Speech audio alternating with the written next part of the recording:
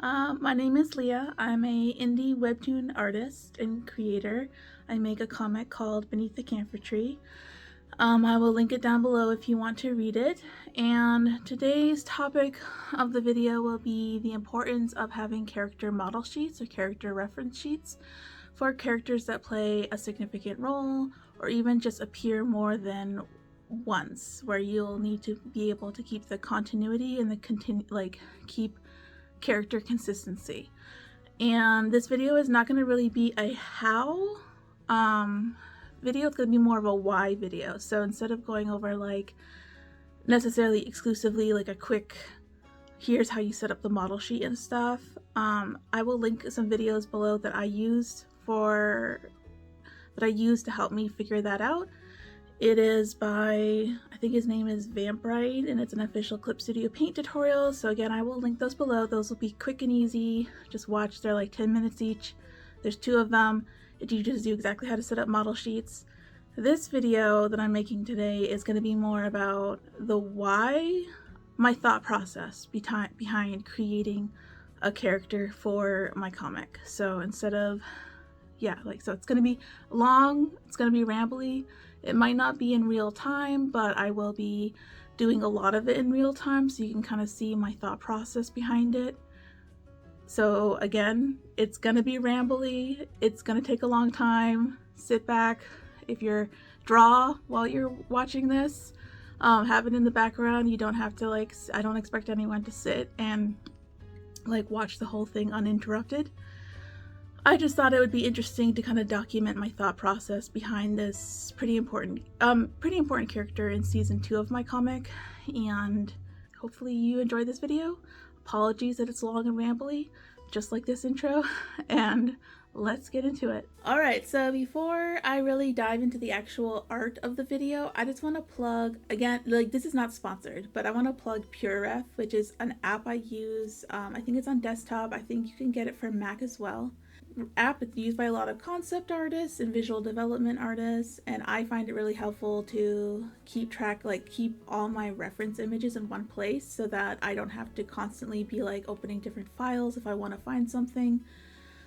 And I keep it up on a second monitor so that I can kind of look up and look at it while I'm working. So I will show you the this is the characters from the prologue of my story. And so as you can see, I just have it all out here, and it's just really handy. And I think it costs $5 or whatever you want to pay. I think I paid $5 for it, so it's not that expensive. I don't know how much it costs right now, but I'll link it down below. And it's just a really handy app to, or program apps to keep track of, keep all your reference images in one place. So as you can see, I have this sheet up, and this I have different 3D models up. The reason I'm using 3D models is just to make sure that the body shapes are all in the proper alignment and consistent. Again, this video is not going to be so much about how to set this page, what I've done so far up. I will link down below a good video for that. This is just going to be more a rambly long video detailing my thought process behind designing this character. So I'm just going to lower the opacity. Also, I have this on change layer color right here in the layer panel up. It's the little blue and white. It might be a different color depending on what your settings are. And I like changing my 3D models to that color just so it doesn't distract from the pencil color, which is usually black. So that's how these are blue, if you were wondering. But I just lowered the opacity of this folder to about 50%, and now I'm going to get to drawing. But before I do that, I want to talk a little bit about this character. This character, again, this is spoilers for my comic, so if you don't want to be spoiled for my comic, turn back now. Danger ahead. But this character is an assassin, and he's been hired to take care of, so to speak, a certain character in the show, not the show, in the comic, and I won't say who it was because I don't want to be too spoilery, and that's not really important. The point of this segment of the video is that I find a lot of while you're watching me go through the whole process of drawing this character model sheet, I will talk about this character's the thought process behind this character. So this character is an assassin, but I don't want him to look like an assassin. So I find in a lot of shows or comics or visual media, the assassins often look very suspicious because they're very obviously designed to be stereotypical assassins. They're wearing like dark ninja robes, or they look evil or whatever. And I always found that visually appealing because hey, they look like how their character is supposed to be, the role they play. But it also always struck me as kind of ironic because it's like, all right, so this character is obviously an assassin. They look very suspicious. Why should we trust them enough to let us near them, or let them near us so that they can hurt us or whatever? And so I feel like I want this character to kind of be inconspicuous. Like, they go under the radar. They just look like your average happy dude and very pleasant, friendly, like deep down probably a terrible person, but because like given their line of work, but that they give off this very like not innocent, I guess a little bit innocent, but like just very friendly, like, oh, you can totally trust me, I'm totally fine, I'm your friend, you know what I mean? Like, hey, let's get a drink and chat, and you'll tell me your darkest secrets, and then I'm gonna chop your head off. So basically that's sort of the vibe that I want this character to have, is just sort of a fly under the radar happy dude.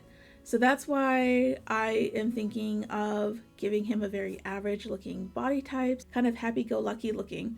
So I'm giving him sort of an average looking build, and I want to give him a friendly expressions on his face. You know, I will also practice making some expressions. As you can see here, there's like multiple face poses. So some of them are going to be like happy when he has his mask on, like emotional mask, mental mask, and then some of them are going to be more like his internal, true to his internal self, which is more like kind of a cutthroat, kind of evil dude. So it just depends how I end up doing that. Again, I haven't drawn this yet of what you're seeing on screen, so we'll see. But that's my vibe for this character.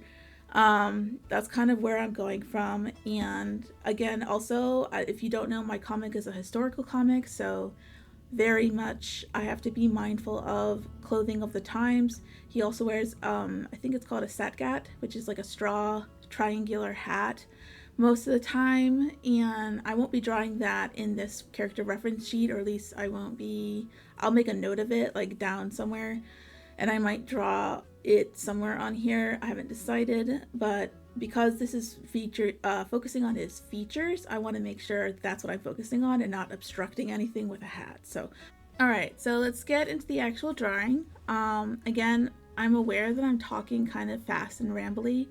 I'm hyper aware of the fact, like I'm super self-conscious of the fact that I am rambly when I talk. It's actually kind of a problem in my real life because I annoy people like that I know because I just ramble all the time. I apologize if I speed talk. Hopefully, I also don't want this video to be like an hour long, and it's probably going to be because we'll probably take that long to draw this. But anyway, so this character, I think I'm gonna put him in sort of, here, let me see. If you see me switching between tools without clicking on them, like over here, that is because I use a device called a TabMate, which is made by Clip Studio Paint, and it is pretty handy, and it's just this little like tool, black little device, clicker device that allows me to click between tools and select tools without having to actually click on them.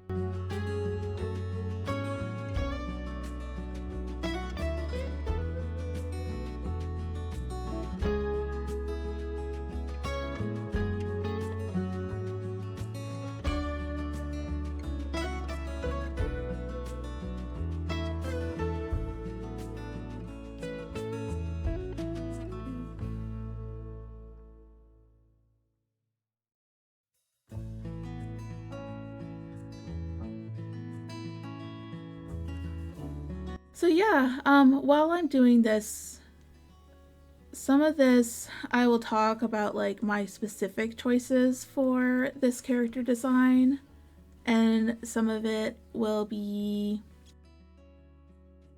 about character design in general, like my general thoughts on character design. And then some of it also will just be silent or maybe music playing, probably more accurately, because I don't know if I'll have stuff to talk about the whole time, and I'm kind of guessing I'm going to lapse into silence at parts when I'm concentrating, so that is just how that is. So, yeah. Also, one of the reasons why I want this character to be kind of inconspicuous is that he doesn't play a large role, like, how do I put this? He features a lot in season 2, given that he is like not really a major playing character, and because of that, I want like that's kind of why I want him to be inconspicuous, because I don't want it to be like, well, this character is suspicious. And I don't want characters to suspect him at all. I just think they want him to think like, oh, he's nice. And like maybe a little too invested in what we're doing, but like nice and friendly. Otherwise, I think it kind of defeats the purpose of having him appear a lot. Like if he was just going to, and again, this is kind of where spoilers come in, but if he was just going to appear and appear in the story as an assassin first thing, then maybe I would make him a little more obviously suspicious looking, right? Or an assassin looking. But because he features a lot and kind of gains the trust of the characters, I want him again to look like he's just this average dude. He's a nice guy. He's not anyone you should be suspecting. Because otherwise, I think I've set the main characters up that they would probably be able to guess if he looks suspicious, that like, hey, maybe we shouldn't let this guy near us. So actually I want him looking forward so that we can see his full iris, or his eye fully. And so yeah, that's kind of why I want him to look just average, normal, not like, there's something off about this guy, you know? And my problem right now that I'm looking at this is that he looks very similar to another character I have designed. I will put up on the screen what he looks like. You can see that he looks very similar, and I can always make the like hair and skin color and eye color very different, but I don't want him to look visually like this character, so I think I'm going to give him a beard. Should I give him a beard? There's another character in season 2 that has a beard, and I don't want them to look too similar either. Maybe I'll give him like a little goatee. I don't know if people had goatees like that in Joseon, which is the time period / country that this takes place in. But I have made liberties before with my comics, so maybe I will do it now too. I just want him to look like a friendly dude. And again, I apologize if this is, whoops, he doesn't have a top lip or bottom lip or lip shine. That's funny. It's funny that like as I talk, when I focus on talking, I ramble with my art, meaning I just kind of draw without thinking. So let's see. The other thing I wanted, so I think I won't give him a full beard. I'll just give him like a chin strap, maybe. I don't know. We'll play around with this and see how this looks. Because the other thing is like, it's okay to not accept your first try, right? Like, the whole point of character design is actually not to, in my opinion, not to just take your first attempt at face value and accept it. I often do, just because I don't have time. Like, I'm not a character designer by job. My job is not to design characters. It is, but it's not like solely to design characters, I mean. And my job is to design comics, and comics are very time consuming. So while I do want to take the time to design well thought out and created characters, which do involve trial and error, fixing things, not taking things at the first try, I also don't have time to like spend 2 weeks designing one character like people do in some industries. So because of that, you know, I might play around with this design, but I'm not necessarily going to go through like 7 iterations or more, because I just don't have time for that. And also, for the sake of this video, I want to get this done and not take like 7 weeks of full days designing this character. So I won't talk so much about like the historical relevance of some of these clothes, because I am not an expert in that and I don't want to give false information. So instead, I will just say I'm kind of giving him common clothes of the era. He's not really meant to be looking like a nobleman, but he's not really meant to look like straight up like a peasant either. So I kind of want him to look like he is maybe the equivalent of lower middle class, or like a working class, but not like very poor. So he can kind of go to some establishments, but he's not like also a noble, which would garner attention. Just sort of middle of the road kind of character. And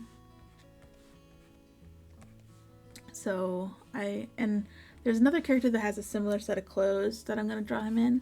He's actually in the same scene of season 1, so I have to keep that in mind when I'm drawing this, that he's not going to be wearing the same colors.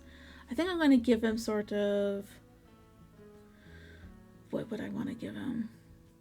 The other character that I'm thinking of, I'll put him up on screen too. He wears yellow top, kind of beigey or like light yellow beigey colored, very light colored pants.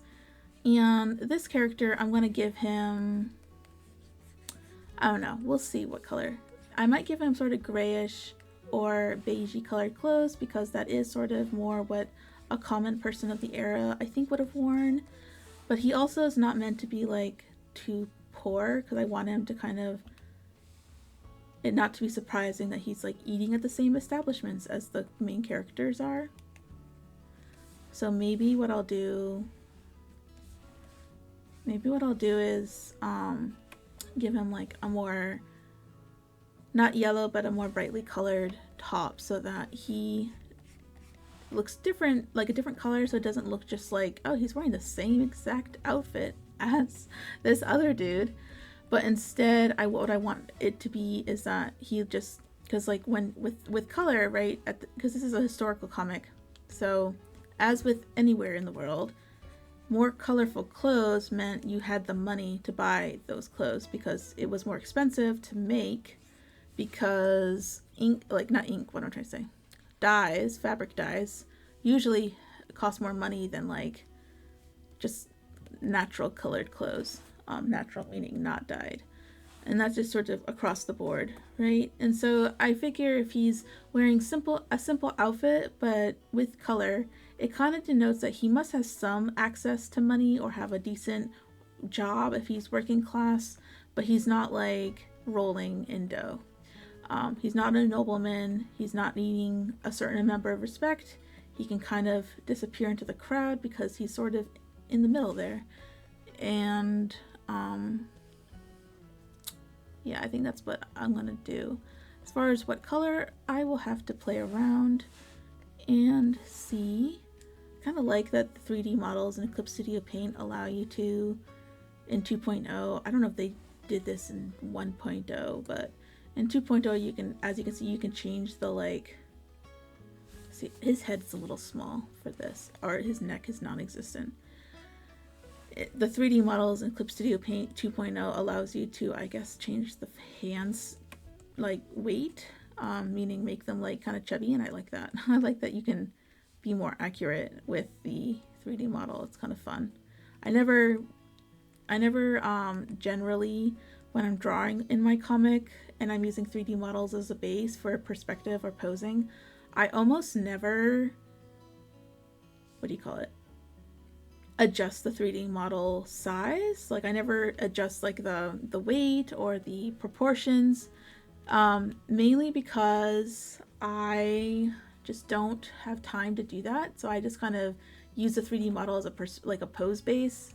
I don't trace the model like I am now. I just happen to have taken the time to adjust the body shape of the, that's the word I was looking for, the body shape of the model. So with that being said, that is why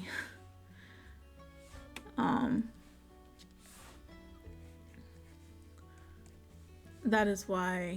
am doing that, is because I actually took the time to do that this time.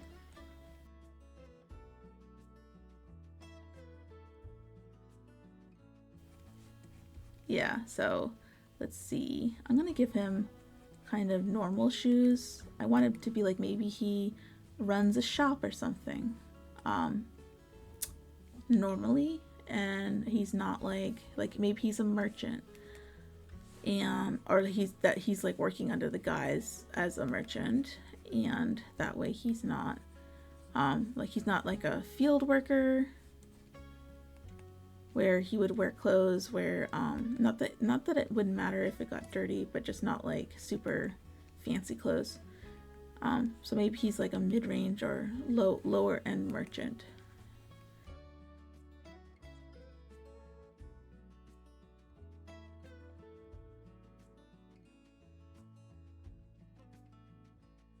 Yeah, that's better. Okay, just a small adjustment. All right, so just like in that tutorial that I'm going to link below that shows you how to set up the 3D models and tips on actually doing the different sketching by Vambrite on the Clip Studio Paint channel, I am going to do a very similar thing, which is just copy and paste the front facing design over the back facing design so that I can kind of use it as landmark for where I want things to go for consistency. And that means I don't have to try to figure everything out. You do have to keep in mind perspective, because some things look different from the back than they do the front, and not just because you're facing a different direction, but because how things wrap around form will be different depending on where it's positioned. So it's not like the back is going to be like that, right? It's probably going to be more like straight across. Whoops, why do I have that? Yeah, there you go.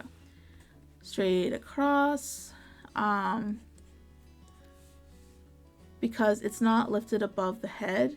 It's sort of like when you wear a headband or like a band around your head, it usually is angled so that it's above your eyebrows. Like see how like it's above his eyebrows, but then because it's lifted up, then it has to be down more on the back because it's not like up and down and up again. So that's like a weird way of saying how things wrap around. You have to be mindful how things wrap around form. So yeah, so now I'm just adding his hair in the back, and he's just gonna have a simple hairdo. Again, I kind of want him to blend in. I don't want him to look too extravagant or too suspicious looking. He just looks kind of like, I almost want him to look boring. Oh, okay, that's what I can talk about. So one thing a mistake I made back in season 1, I'm actually working on the last episode of season 1 right now, and he features in it, which is why I'm designing him now. I should have designed him sooner because I made then some story changes based on how I wanted to design him, so I'm gonna have to, what do you call it, change some of the thumbnails in this episode. But basically how it works is, or what happened was, when I was designing season 2, there are these two characters. I'll put them up on screen, and I did not do character design sheets for them, right? I was not very smart, and I just went into the story because I also was like rushing and I don't have a lot of time to devote necessarily to doing lots of character design work, unfortunately, and so I just rushed into making the comic without actually designing them, like not putting any thought. I didn't put any thought into their design except like this one should have a beard and this one should have like just on his jaw some hair. And I have to say, as I've had to draw them a couple times now, like a couple episodes worth, and I'll probably have to draw them, if you know, spoilers again for this comic, I'll draw them again a couple times in season 2, but I hate their designs so much because they just look so generic. Like they just look like they have no personality. I mean, I guess they do have personality because I draw them with expression, but they don't look very unique. And part of that is because I didn't really want them to look like, I didn't want to put effort into designing them if they were only going to show up in like a couple episodes in season 1 and 2. At the same time, I'm like, they look so boring. They look so generic. They look identical, and they're supposed to, because I think they're like they're meant to be brothers, so they're meant to look similar. But they just look like carbon copies with different beards, and they look very much like not interesting to me, like very forgettable, and sort of like an NPC look, like, and I mean that in a bad way, like a badly drawn NPC. So not even ones that you're meant to remember, just like the ones that walk by you and that you can't even interact with. So that was kind of what prompted me to make this video, was that I wanted to talk about like what happens if you don't put thought into the character designs. And then another thing that I wanted to mention that can happen if you don't have character model sheets or don't put thought into character design. This is less about thought and more about what happens when you don't make character model sheets, right? Is that people do notice when you are not consistent with drawing the characters that do show up and are significant and do have good character, or not like good, but like thought put into their design. So my main character of my comic, Yuna, she I tend to like, and same with actually all the characters of my comic, I tend to fluctuate in how I draw them a little bit because I don't always look at the character reference model sheets that I've drawn. And so that's another thing I want to do, is like going forward in season 2, put more thought into not just how I design characters, but how I draw them, like be more mindful of the character designs. And not just draw them based on how I think they're supposed to look, but instead keep on model, as they would say. Because I've had a lot of people contact me and be like, oh hey, I really like your comic, but I've noticed like Yuna's waist or her neck fluctuates a lot. Like sometimes you draw it very thick, and sometimes you draw like not thick, but like thicker than like a typical woman's, and sometimes you draw it very feminine, like, or not feminine, but like thinner, and it gives her the impression that sometimes she looks more masculine and sometimes she looks more feminine, because she's dressing as a man in the comic, so she kind of is wanting to look masculine anyway. And it always like reminds me when I get those kind of comments, and I haven't gotten a ton of them, just like 1 or 2 messages or comments over the years, but I always think about them because I'm always like, this person is correct. Like I do fluctuate how I draw these characters, and I wouldn't as much if I paid attention to the character model sheets, or at least if I paid attention to like how I'm supposed to draw the characters. So that is just like a lesson to learn about staying on model, because people do notice if you don't.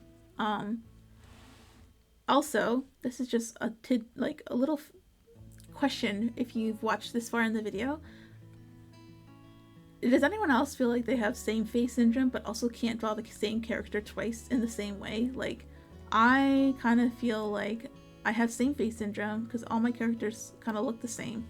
At the same time, I do truly feel like I cannot draw the same character consistently. And And I think it's probably a fundamentals issue, like maybe I just am a bad artist. At the same, like, it's just so frustrating because I feel like I struggle to keep characters looking the same, like the same character looking consistent. At the same time, I feel like all my characters look the same. It's just kind of funny to me. So now I'm drawing the side profile, and as you can see, I copied over the, oh whoa, that is so off. Look at that. Here I am drawing this and I'm totally, oh, you know what? It's because I adjusted it's because I made the head bigger and then moved it up, so it's not lined up with the head. That's good to remember.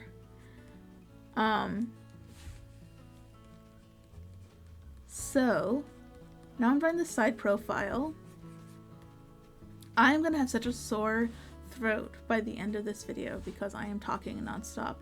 And I work from home and I work alone, so like, because I live alone, I mean, so I am not used to talking to myself so much or talking out loud as much as I am right now.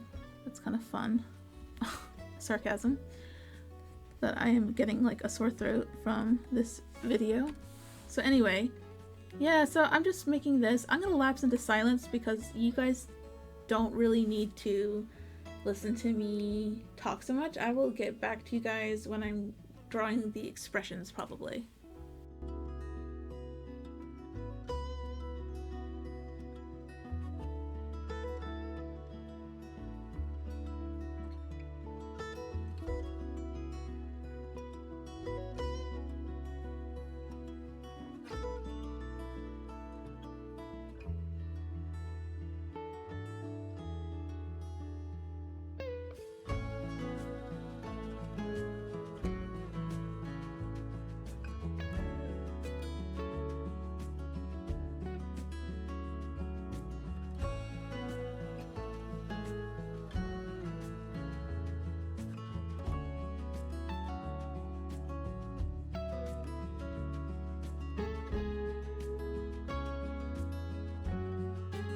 Alright, so I am back with the voiceover, and with this you'll see I did a front facing and it wasn't quite a back facing because I kind of already have that, and it's sort of generic in my comic, like everyone kind of has similar hairstyles and stuff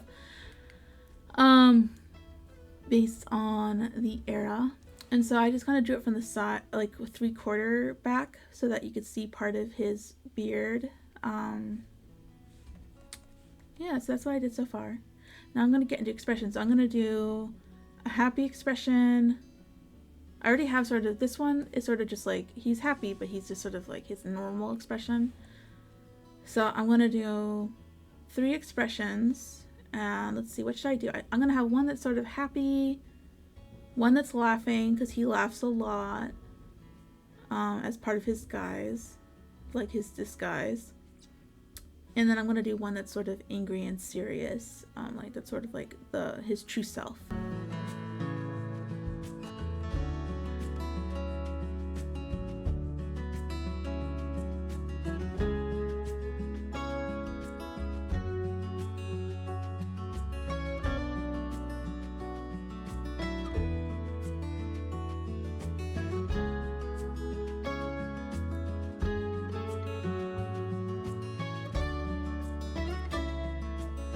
Also, just interjecting in here real quick while I draw, that I often, even when making my comic, if it's like a similar head shape, like head pose, and I'll often just copy and paste the general head and then adjust the expression so that it's not too, like I'm not redrawing everything, if not everything has to be redrawn.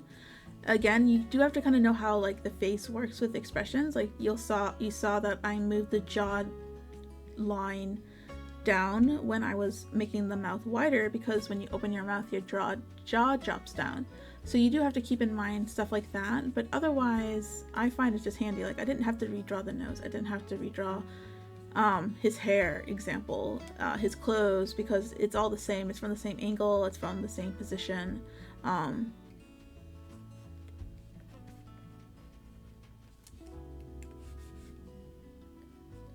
So yeah, just a little trick both in making art and also with making comics.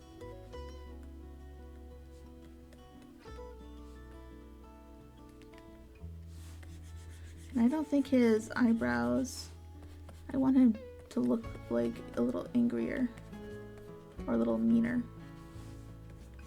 not just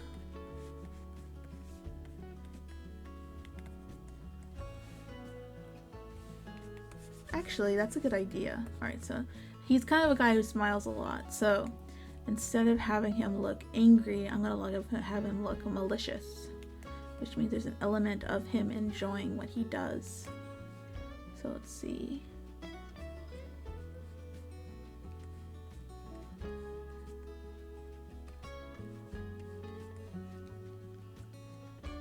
Perfect. I actually like that a lot. Like, you think he's this nice, like, go-lucky, happy, harmless guy. He's actually just like a total sadist who loves hurting people. Alright. So let's X out of that. Alright, so those are, I'm not going to do line art. I don't really have to. No one's going to see this except for us, you, me, the people watching this video. I love you guys for sticking around this long.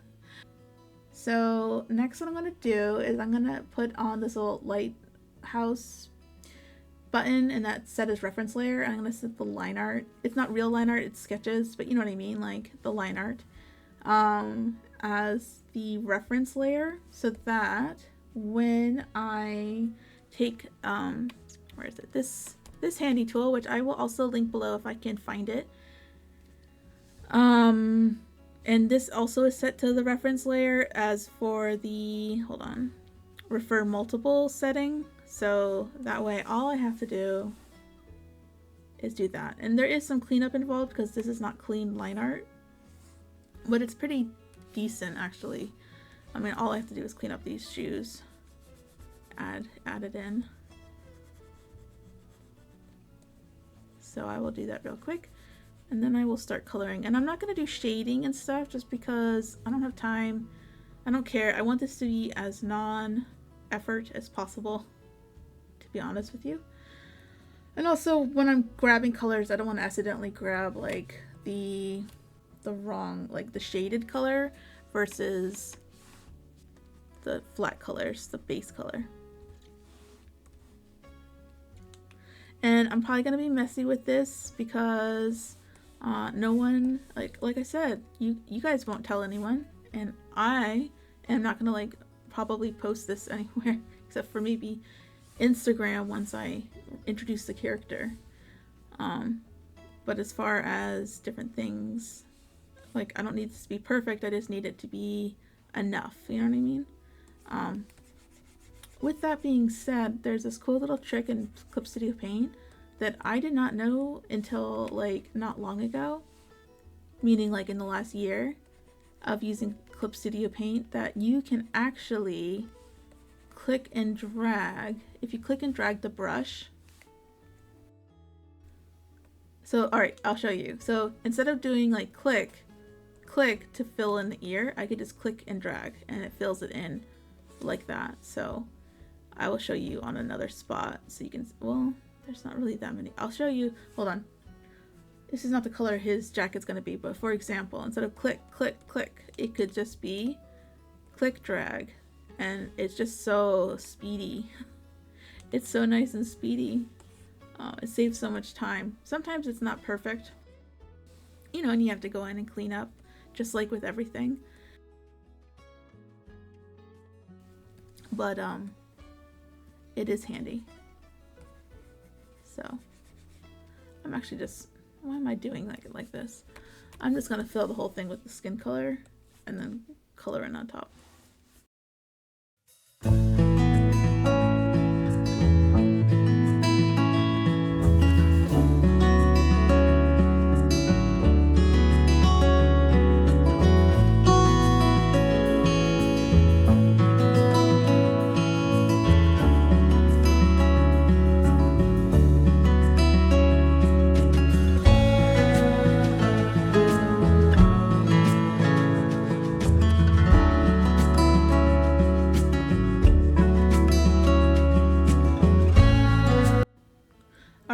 So I just finished. I'm pretty pleased with how this looks.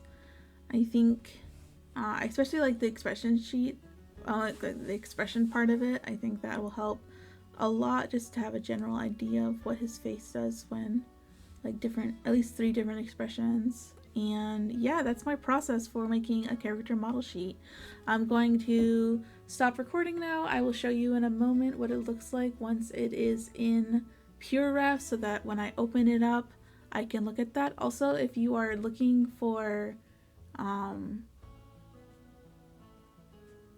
on, let me show you. Another cool tool in Clip Studio Paint is the subview. So if you have the subview, hold on, where did it go? It's on my other screen, I think. Oh, that's weird. So anyway, the subview here, the file, right? Here it is. Then if you click this button and every time you click on here, it selects a color for you automatically wherever you click.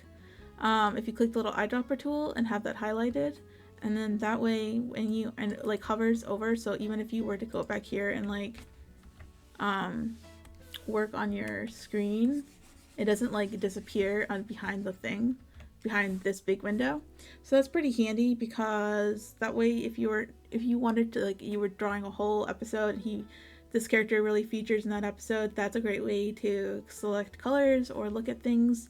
What I also do is I have this, which has like different character, like I have a different set per character. So I have my PureRef file open. I'm just gonna take this and you just drop it in, and then you scroll it down, and I'm gonna put it here. That's where some season 2 characters are gonna go. Doesn't really matter because I don't have a whole lot here. I'm hoping to build this up with like lots of character, like you'll see here. I have this of the main character Yuna, and I'm gonna try to do this with a lot of characters, like different angles. This is just sort of angles one expression, or one expression. But I'll work on, like, I don't know, in my spare time I want to work on creating a lot of like reference material so I can keep characters consistent, so I don't get comments saying like, oh, why is her neck changing so much, neck size changing so much. So that is my process for making a character model sheet in Clip Studio Paint for my webtoon, which I will have here, and I will just put a little promo for Beneath the Camphor Tree. It is a historical inspired webcomic / webtoon that takes place in Joseon era, so if you're a fan of historical K-dramas, you might like this comic. It involves a woman who dresses like a man, gets wrapped up in politics, and has a chance to solve her family's tragedy. So it's a fun comic. I would recommend it if you like any of those things, or you like K-dramas. That's my process for making a character design model sheet in Clip Studio Paint for Webtoon. Thanks for watching, and I will see you soon. Bye!